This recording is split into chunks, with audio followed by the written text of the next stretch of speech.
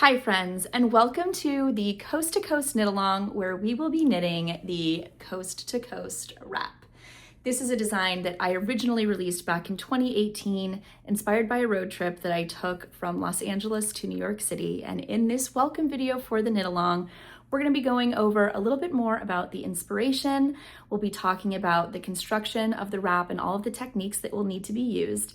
And we'll be going over some modifications in case you want to make the wrap a little more narrow or wider, or you want to turn it into something else entirely. So we're going to be talking about how to modify the stitch count in order to do that. So welcome, thank you so much for joining me, and let's get started. Okay, first up, let's talk a little bit more inspo. So as I mentioned, this wrap was inspired by a road trip from LA to New York. And I not only wanted to infuse kind of the literal meaning of the road trip into the wrap, I also wanted to create an accessory that would be something I would want to wear on my next road trip. I wanted something that felt like a blanket. When you're in a car, sometimes you want for a long time, sometimes you want something cozy. We've all probably seen the car blankets, which were a really big trend several years ago for a smaller, like a lap blanket size Afghan or throw. And I wanted this to be something like that, but have a little bit more drape to it. So this uses worsted weight yarn. For this sample and for our knit along, we're going to be using Color Theory, which is a yarn that I developed with Lion Brand a couple of years ago. And we're using a size US 10 needle, which is 6 millimeters. That's a little bit large for your typical worsted weight project. But the purpose of that is so that this will end up nice and drapey and really flexible. Easy to pack was another characteristic that I wanted this to have, because if it was going to be too big and bulky, it's not really something you want to pack in a suitcase or take with you on a big trip.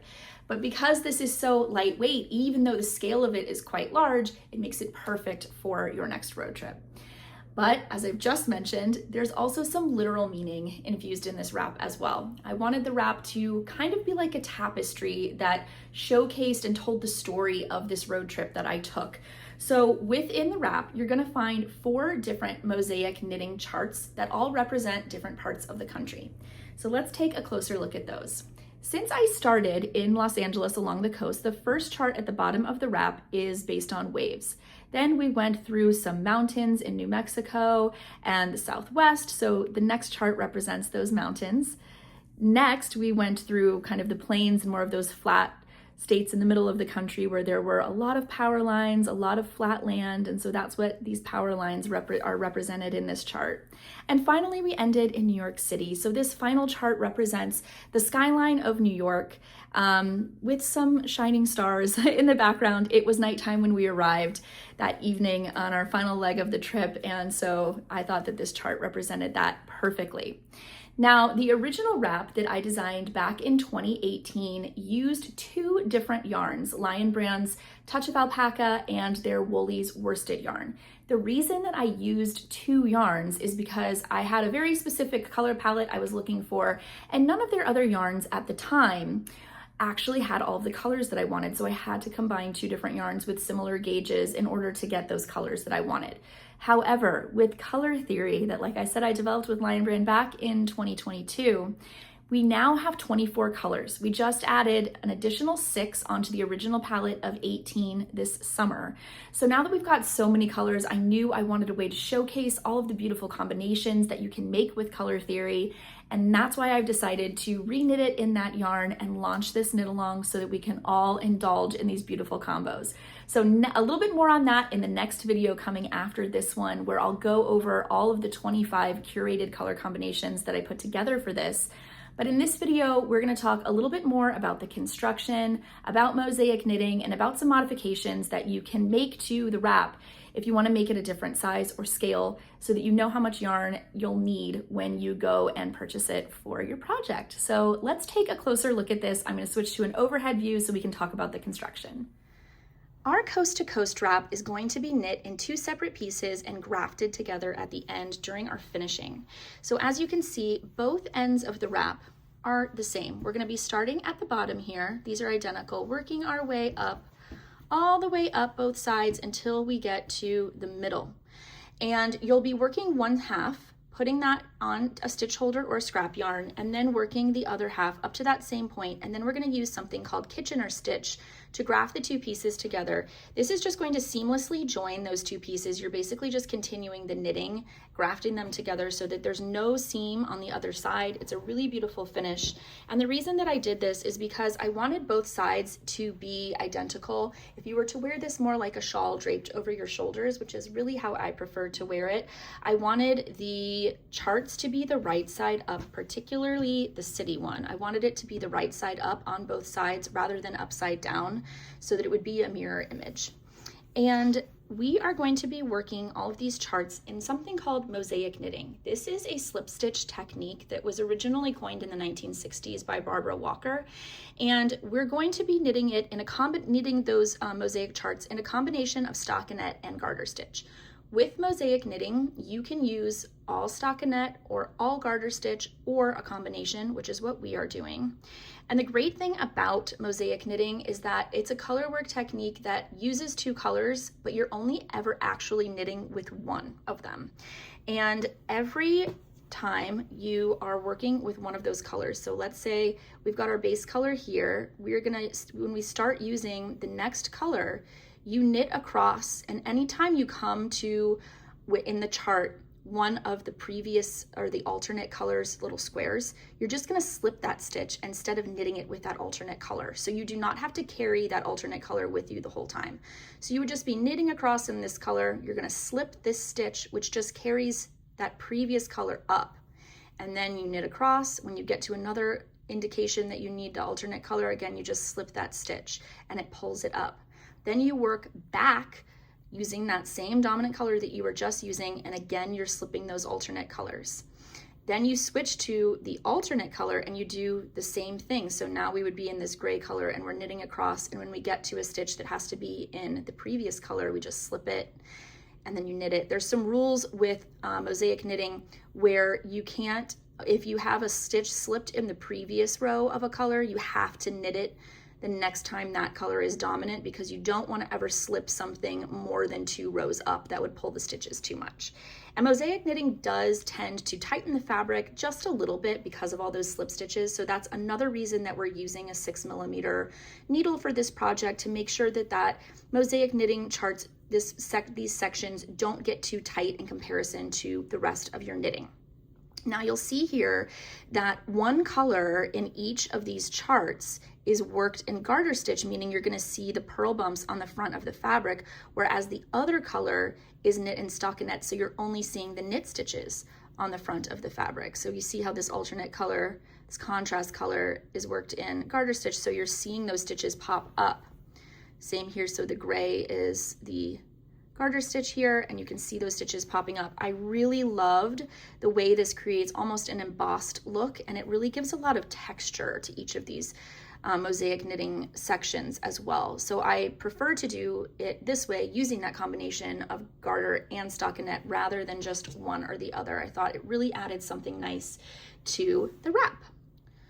You'll also notice that there are a few little sections on these road motifs that also have that garter stitch, just to pull that in and bring it into some of these other striping sections, so it's not only happening within the mosaic sections. And then we've got also some alternating stockinette and garter stitch throughout the rest as well.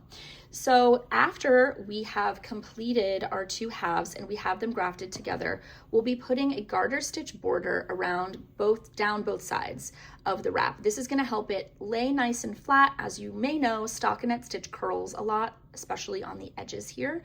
So even though we do have a few garter stitch rows happening, it's not enough to flatten out this fabric. So we needed to put an edging on it, and I loved adding garter stitch instead of ribbing because the garter stitch was already used a little bit throughout the wrap, so I thought it tied in really nicely. And so we'll be picking up stitches along the edges in order to do that. And you can see there's a little bit of a seam line from where we're doing that, but it's very minimal. And finally, we will be topping off our wrap with lots of tassels on the bottom edges, which I just love. I love a tassel moment, and it just felt right for this. So that is the basics of the construction. And now let's talk about some modifications. The great thing about this knit along is that because this design was actually released back in 2018, there are already 260 projects available on Ravelry to check out that other people have made. So you're going to be able to see lots of modifications there, but I wanted to go over some of the stitch counts and ways to change the width of this project, because that's the main modification that people have trouble with. You can obviously reduce the number of rows in the striping sections, especially when you get to this large section here of color A, if you want to make it shorter. But in order to make it wider, you have to understand that the stitch count is very important because of all of these mosaic knitting charts. And the charts have 3 different multiples. So we've got multiples of 16, multiples of 8, and multiples of 6, plus 3 stitches on the edge. So that means that your total stitch count has to be divisible by 8, 6, and 16 plus 3. Now, don't worry, I'm going to share this formula in the blog post, and you'll have access to it there on paper on your screen, so that it'll maybe be a little bit easier to understand than me just dictating it right now. But essentially, the original wrap has a stitch count of 99.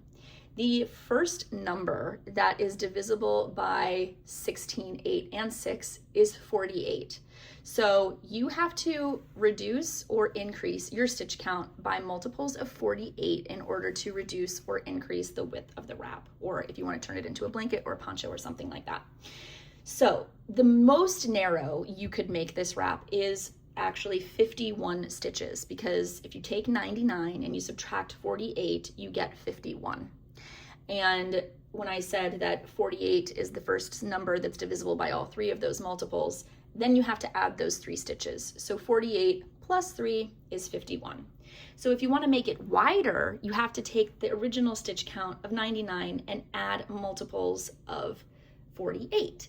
And you can do that as many times as you want to make it as wide as you want. And what you'll do is use the gauge to determine if you want it to be a certain number of inches wide. Then you can use the gauge to calculate how many stitches that would be, and then find the closest stitch count that works with that original formula to get you to that measurement. Okay, I hope that wasn't too confusing. Like I said, check out the blog post where I'll be including all of this information on this formula as well. So I would highly recommend, like I said, checking out those Ravelry projects, because you'll get lots of inspiration and see the ways that people have modified this design. There's been a lot of blankets, and there's actually a poncho that I saw recently, which I thought was really amazing. The maker of the poncho worked this, I think the same width that's provided in the pattern, but created a neck hole here in the middle before they did it in one piece. So they just knit up to where they wanted the neck, and they created a crew neck here, and then cast on for the back neck stitches and the rest of the wrap, and continued on down the other side. So that is definitely a possibility as well. I wanted to talk also about the number of skeins you're going to use for each color. So the original wrap, as written, uses 5 colors, but 2 of the colors you need 2 skeins of. You're going to need 2 skeins of your color A, which in the case of this design is ivory. And you'll notice that there's a huge part of that color A in the middle of the back, and that is why we need 2 skeins of that color. The next color you're going to need 2 skeins of is color D, because that color is used for your edging and for your tassels, so you need extra of that color as well.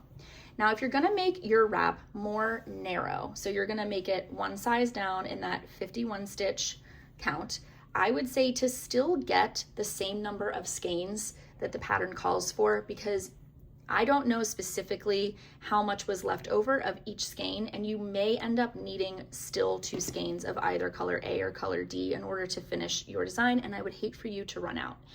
If you want to make this wider, it's a little bit trickier to determine how many extra skeins you're going to need, but I would say if you're going to double the width, you should get double the amount of skeins. If you're going to triple the width, you should get 3 times the number of skeins for each color to ensure that you end up having enough, because you're essentially just duplicating or tripling the amount that you're using for this. You may end up having an extra skein here or there laying around, and in that case, I highly recommend using that extra skein to knit yourself a mariner's cap, which is my favorite one skein worsted weight project. So there's always ways to use our extra yarn, and the mariner's cap looks absolutely lovely with this wrap, so it is the perfect design to use up your extra yarn from this project. Okay, so I believe that is everything we need to go over initially before we dive into choosing our color combinations in the next video.